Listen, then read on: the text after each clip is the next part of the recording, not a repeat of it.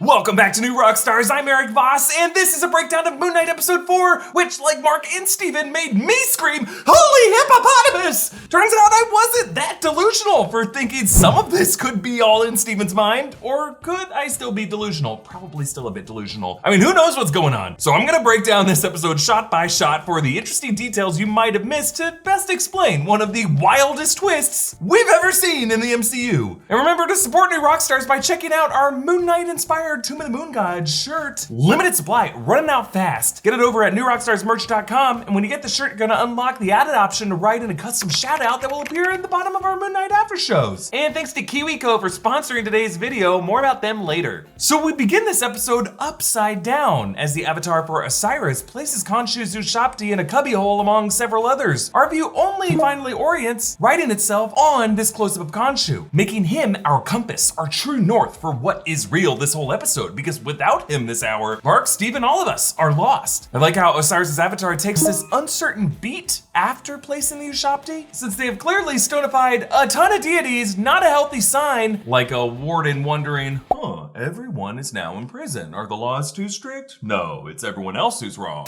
Also, Osiris may be wondering if he could be the next one. Among these figurines are a whole bunch of them, one with curved horns, another shorter one to the far left. A lot of these look like the larger statues among the chamber last episode towering over them. I wonder if the 5 members of the Ennead may have Ushapti'd their ranking elders like Atum and Shu. That could explain why 4 of the 9 Ennead members are missing. I also think that Taweret may be among these figurines, and I'll explain what that means for the final scene. Especially because in the closing credits of every episode, on the back right, a Taweret Ushapti appears alongside these others, which fill in the cubby holes we see in the opening shot. That tells us that Taweret must be banished, which is a very important key to how we interpret the final scene. Throughout this opening scene, we hear several voices chanting.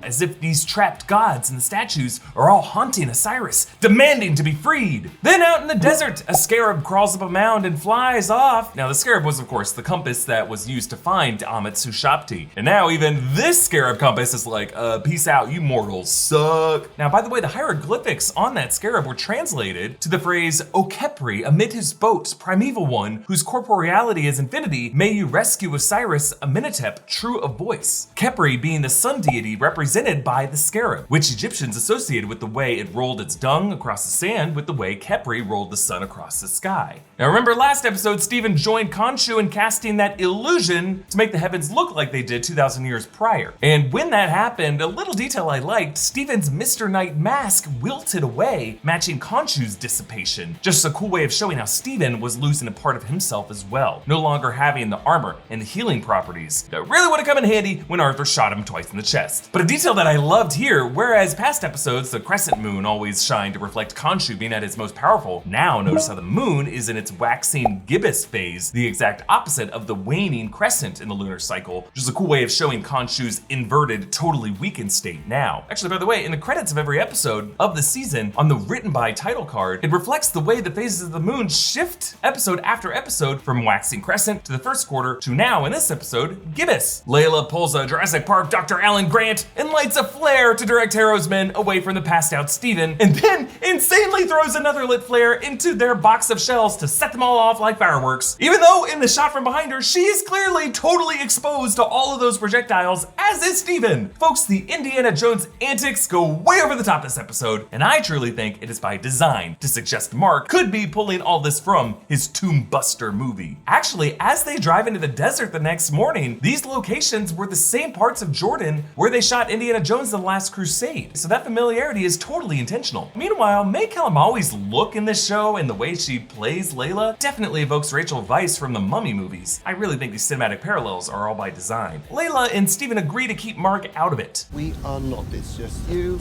and me and the open road.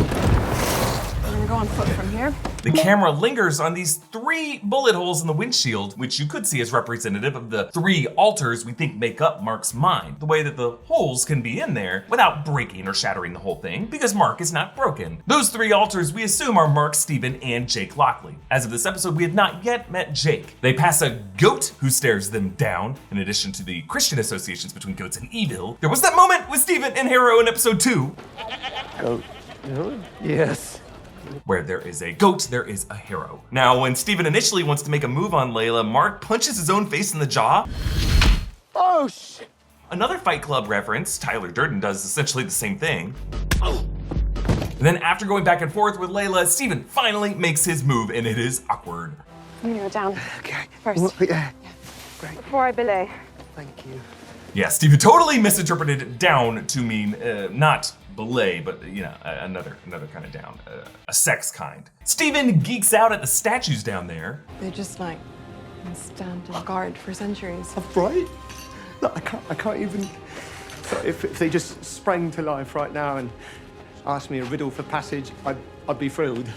I shit myself, but I'd be thrilled. Yes, he's referring to the riddle of the Sphinx. The Sphinx being the creature with the haunches of a lion, the wings of a bird. It's best known from Greek mythology, where it has the head of a woman, but in Egyptian mythology, it has the head of a man. To the Greeks, it guards the city of Thebes, where it posed the riddle to Oedipus. What creature has 1 voice, yet becomes 4-footed, and then 2-footed, and then 3-footed? And Oedipus answered, correctly, man, who crawls on all 4s as a baby, walks on 2 feet as an adult, and uses a walking stick in old age. 3 beings in 1 also parallels Mark and his altars, each of whom have a different stride, yet speak in 1 voice. And one cannot help but draw a connection to the caned figure of Arthur Harrow, who ends this episode using his walking stick. This is also, of course, a big clue for the reveal of Alexander the Great. For the way Egyptian iconography and obelisks and sphinxes made their way into Greece was because of Alexander's occupation of Egypt and his obsession with Egypt. In the sand, Layla traces the Arabic letters, going from right to left, because that's how Arabic works, Ain and Elif, her father's initials, as we saw her full name on her passport last episode, Layla Abdallah El Faouli. Abdallah meaning servant of God, which is a bit ironic because Mark is trying to keep her from being a servant to the god Khonshu. While exploring the tunnels, Layla says, It's a maze. It's amazing. No, like there are 6 paths.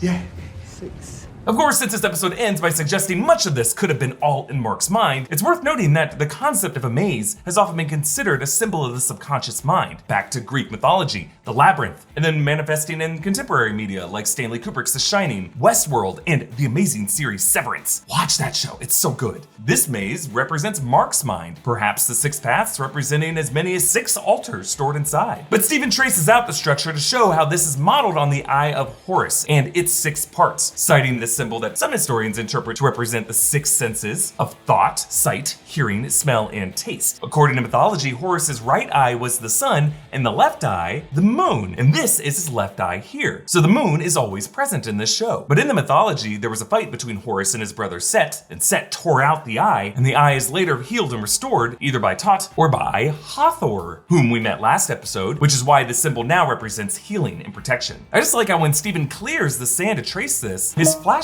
now reflects off of the metallic surface beneath to form the Eye of Horus on the ceiling above them, as if either Horus or Hathor could be watching over their deeds here, or if this represents the moon that Khonshu is watching all of this. Then they come across this mummification chamber used by these undead priests who are buried alongside the pharaoh. On the upper level, Mark finds some stuff that he says was used in regeneration rituals, which all just leads to this gore fest in the middle of the episode where the priest extracts organs from Harrow's man and tries to do it to Mark and Layla. Who knows why he's doing this? Layla comes across this gaping pit, reminding us of the chasm that Indiana Jones has to make the leap of faith across in The Last Crusade, as she has to make a bit of a leap of faith in this scene. Her faith and her love for Mark, despite the bad stuff he was involved with. She has to fend off this priest monster by ripping off his arm and shoving a flare in his face. She loves her flares. 40 pieces of flare on this one. Now, this zombie priest makes a clicking sound,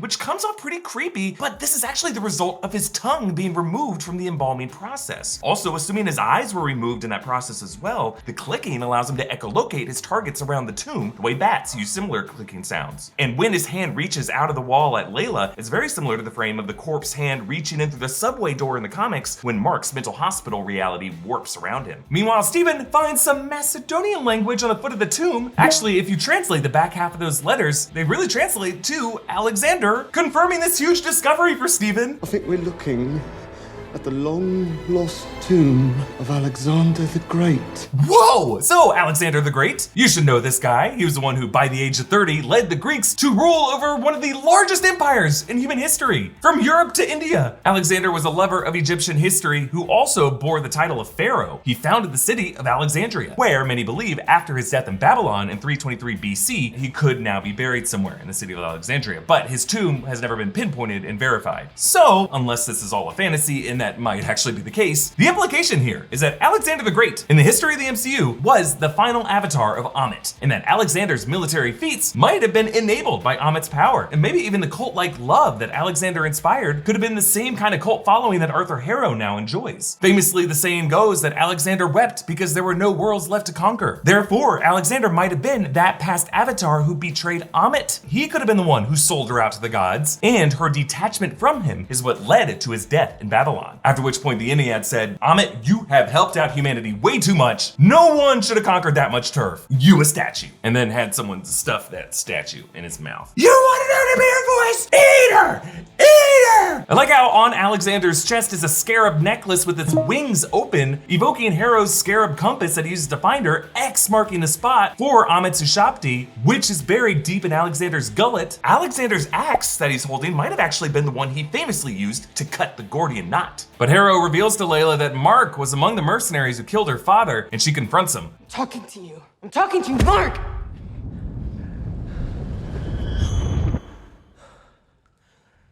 Come on, let's go. Yeah, Steven immediately nopes out of this awkward marital drama. And I just like how the frame breaks the rule of 180 to show this transition, awkwardly cutting so that Oscar Isaac now switches to the right side of the frame. And Mark affirms that while he did not kill Layla's dad, he was still there. My partner got greedy and he executed everyone at the dig site. Shot me too. I was supposed to die that night. I'm assuming this partner was Frenchie Decamp, whose name appeared on Mark's flip phone. Promo footage has shown the moment Mark first got possessed by Khonshu. I assume next episode or episode 6 will show us what this backstory was. Harrow and his men arrive. The rest is silence. Yes, another Shakespeare reference! After Macbeth's Something Wicked in episode 1 and the Romeo and Juliet Verona Light of episode 2, the rest is silence are the final words spoken by Hamlet in Hamlet, after his long, drawn-out death from being cut with a poisoned sword in his duel with Laertes. After that cut, Hamlet actually goes on and on for nearly 100 lines. So Shakespeare ends his life with those words in almost a self-satirical tone, like the kid finally shutting up after going back and forth on death for 5 acts. When you think about it, the line is actually a pretty good pun. The rest is silence. But also, the rest is silence. And in this, we can draw a comparison with Mark, whom much speculation has wondered might already be dead. And this whole series is his passage through the field of reeds. And did it suck for you? Getting rejected from the field of reeds? Well, that don't make sense, because I'm not dead, am I?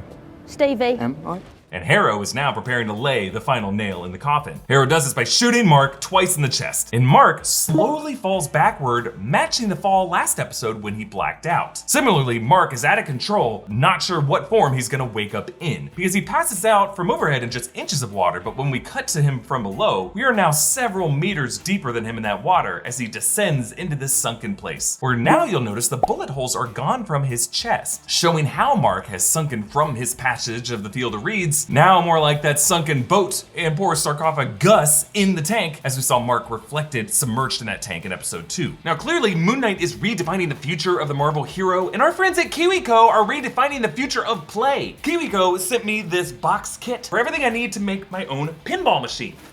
It's meant for like kids and maybe kids and their parents to make together. This is what it looks like in the picture. And in this project that like 5-year-olds could do themselves, I made this pinball machine. Moon Knight themed, summon the suit. And I'm very proud of myself for doing it. Check it out.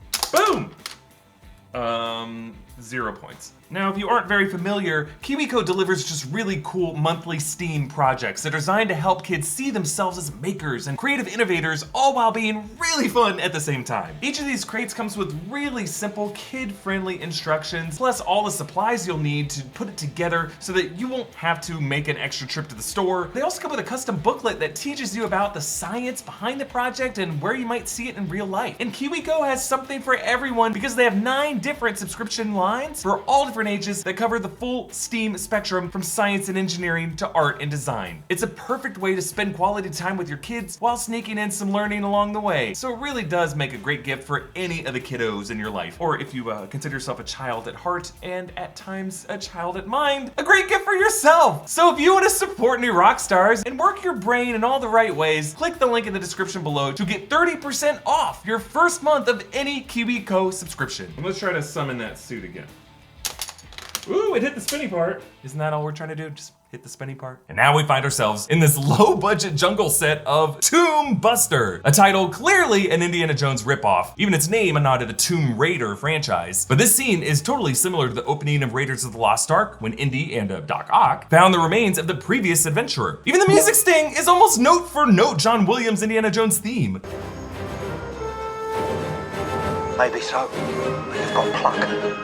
So the implication of this is that Marc might have pulled the name and the heroic expertise of Stephen Grant from this movie, almost like someone in our world manifesting an altar named Dr. Jones, a Princeton archaeologist and adventurer. But notice how instead of the Egyptian moon god, they explore the Aztec moon deity of Coyoxauhqui, who is depicted here with multiple faces, like the split bust of Marc that we have been seeing in the closing credits imagery. It's just interesting that while Ethan Hawke's analyst character later compares himself to the villain of this movie, this Dr. Stephen Grant really does physically resemble Arthur Harrow. His hair, his glasses, his usage of the compass. Actually, that villain in the movie is never named. For all we know, this Indiana Jones figure might end up being revealed to be the villain of that movie, the kid who looks up to him, the hero. Just like as we watch Mark Spector and Stephen Grant and Arthur Harrow on this show, we don't really know who the villains and the heroes are, because Khonshu is kind of a dick. This whole twist is awesome! Several characters from the cast reappear, all of them now in this facility. Street performer Crawley is now calling bingo numbers, pulling them from his hat, which he holds out the same way his hat was always laid out in front of him in the park. The bald man fidgets with a Rubik's Cube, almost completing the white side as we saw in Steven's flat. I'm pretty sure that's the tour guide Dylan, Steven's date, sitting at the table behind the bald guy. The orderlies are Bobby, aka Kennedy, the fake detective, while the other pushing us from Mark's point of view here in the wheelchair is Billy, aka Fitzgerald. Their names were a major clue of this reveal because in the comics, Billy and Bobby are the names of orderlies who work in Mark's mental hospital. Also in the comics, Crawley is revealed to be another resident at the hospital at some point, the same way he is here. The red, yellow, and blue bowls of Jello are just like the brightly colored powder in all the bowls that Steven saw in the mummification room. Donna is another patient, clutching one of the plush scarabs that they sell in the museum gift shop. Throughout this, we hear the ticking of a clock, which we pass right after we see Donna, but it looks like it reads 11:25, but the hour hand ends in the shape of a crescent moon. But despite the ticking sound, the second hand of that clock is not moving. There's a cupcake cart, just like the cupcake van that Steven hijacked in episode 1. She sketches a hummingbird with Khonshu's skull, evoking both Khonshu, of course, but also the hummingbird we saw in the commune's nature footage. On the dry erase board are pinned some postcards, like the one Steven thinks he receives from his mum. Here, it is Layla who does it, so maybe the mum he thought he was connecting with was actually Layla. There's a goldfish, like Gus, on a stack of books, just like Gus's tank, in Steven's flat that is cluttered with books. Layla appears, chewing on a Turkish delight, just like the ones that the Forger shared with her in episode 3. A lot of sweet snacks in this facility. Notice how she has a little bandage on her pinky finger with a red drawing of a scarab on it. This is a major clue pointing to the possibility that Layla Abdallah El Faouli could be an adaptation of Abdul Faoul, aka the Scarlet Scarab, an Egyptian warrior who led the Sons of the Scarab who fought against the invaders, Cap, Human Torch, Namor, Bucky, Spitfire, and Union Jack. As other titles have done, retconning Flag Smasher as Carly Morgenthau and Laura Barton as Mockingbird, Layla could be reframed as a successor of a lineage of Egyptian protectors. A man behind them gardens, like the gardeners at Harrow's commune. Layla says he won at bingo, holding up his card that shows the following numbers dabbed: B83, I23, N86, G65, G35, O67, and O55. And throughout this, we heard Crawley call out the numbers B22, G15, T16, O40 something, O73, and N39. Folks, if you've ever played bingo, these numbers make no sense. The B numbers go 1 through 15, I is 16 through 30, N is 31 through 45, G is 46 through 60, and O is 61 through 75. Most of these letters and numbers would not exist in bingo. Also, Crawley clearly said T16, as in Tango 16, and there is no T in bingo. In high school Spanish class, I played a Spanish version of bingo called Tango, where you say,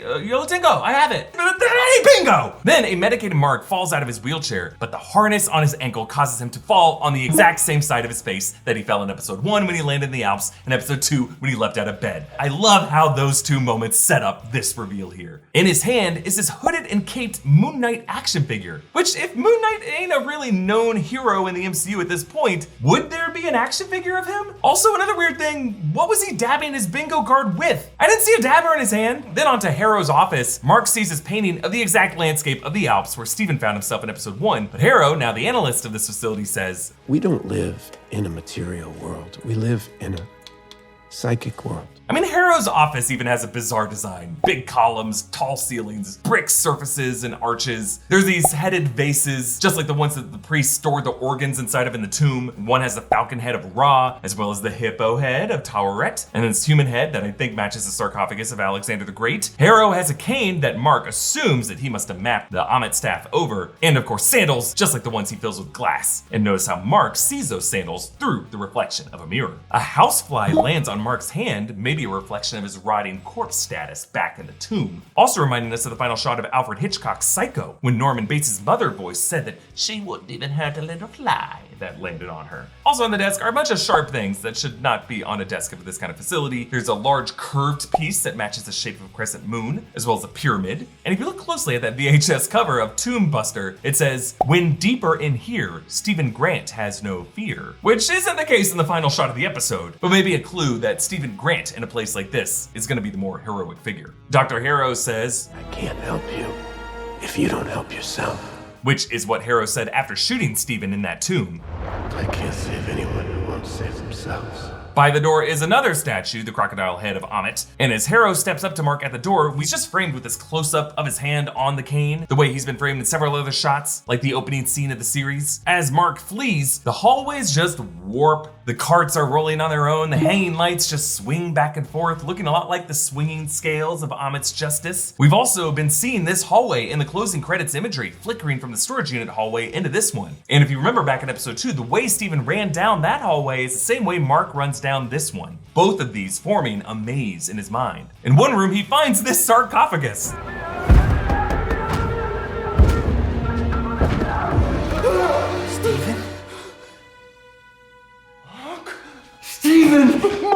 This is the first time that the two altars have actually touched physically, suggesting that they are in the same sunken place inside of his mind. They actually had Oscar Isaac's brother, Michael Hernandez, stand in for him during these scenes. The smooth camera work makes it look like we never cut from Oscar Isaac at the door to Oscar Isaac coming out of the sarcophagus, but you can see there is a hidden cut on the whip pan. I also like here how Mark is dressed in light garb, whereas Steven is dressed in darker clothes, which not only helps us distinguish the two, but also frames which one of these two altars is closer to Khonshu. Mark notices another mysterious sarcophagus that shakes in another room that they don't open. I am assuming that this is going to be the mystery third altar, maybe Jake Lockley, whoever it was who stabbed those men on the roof last episode. And then we end on this awesome moment.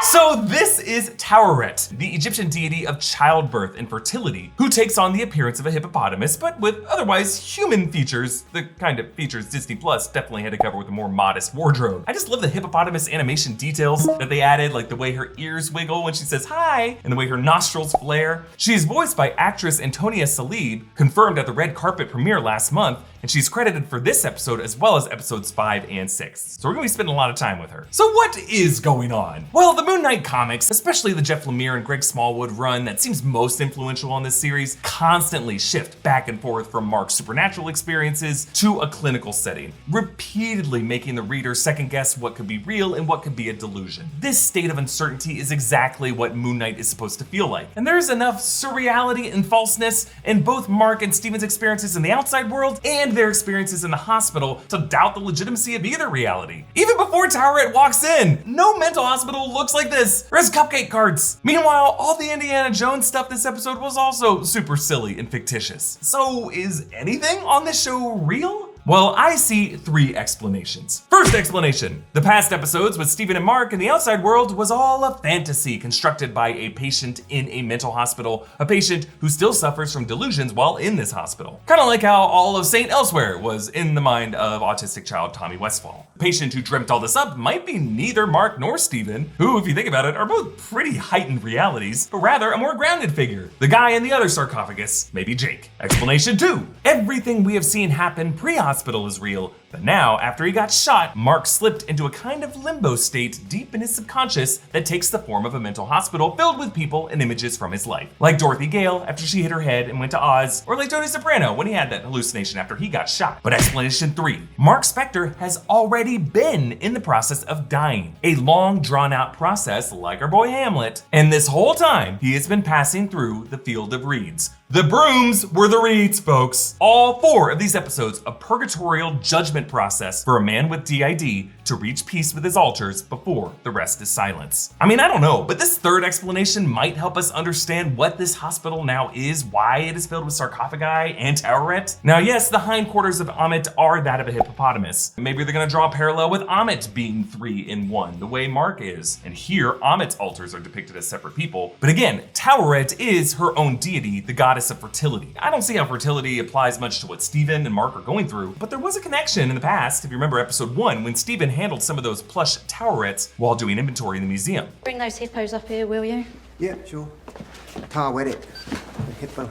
Goddess Taweret. Which is why I think there could be more to the opening images of this episode. The wall filled with the Ushaptis. Dozens and dozens of gods trapped somewhere. There was that one interesting line from Dr. Harrow where he quoted the villain of Tombbuster. No tree can ascend to the light of heaven if it doesn't descend to the depths of hell. Heaven and hell, above and below. Khonshu accused the members of the Ennead for hiding in the Overvoid. Now, I think we could be in the MCU's underworld, a realm that may end up going by many names in the MCU, maybe even has already been introduced in the form of the ancestral plane. This is a subjectively psychic dimension where reality manifests itself in the eyes of the beholder. To a DID patient, a mental hospital with Egyptian flair. Because trapped in him with this realm of Marc and his altars and projections of people in his life are the other Egyptian gods that the Ennead banished to the underworld. Ammit, Khonshu, and this sexy-ass Taweret. No tree can ascend to the heavens without descending to the depths of hell is also a paraphrase of a quote from famous philosopher and psychoanalyst Carl Jung, who said, quote, "No tree, it is said, can grow to heaven unless its roots are in hell." This was Jung's way of saying human enlightenment is impossible unless we recognize our inner demons that collectively haunt us. This being a reflection of this stage in Marc's hero's journey to descend into hell before he can reach true consciousness. And again, since a stone Ushapti of Taweret appears in the credits of every episode, and presumably also in that wall of cubbyholes with all the other stone Ushaptis who have been exiled somewhere, that right there may be proof that we are now in the Duat, the underworld that all exiled gods are trapped in, and Marc's soul is currently with them. Back in episode 2, when Steven was handed a pamphlet to seek help from a mental health facility, this may all now be how his subconscious, the subconscious of a DID patient, decorates the Egyptian underworld of the Duat. This show's version of the MCU afterlife, the ancestral plane, Valhalla, wherever the hell Thanos went to. In this case, how this hero takes the plunge into the depths of hell and prepares to fight his way back out of it. And a reminder to check out our merch options at newrockstarsmerch.com, like this Tomb of the Moon God shirt. It's just so comfortable, and it's got a secret message on it. You can follow me on Instagram and Twitter at EA Voss, follow New Rockstars, subscribe to New Rockstars for more analysis of everything you love. Thanks for watching, Khonshu.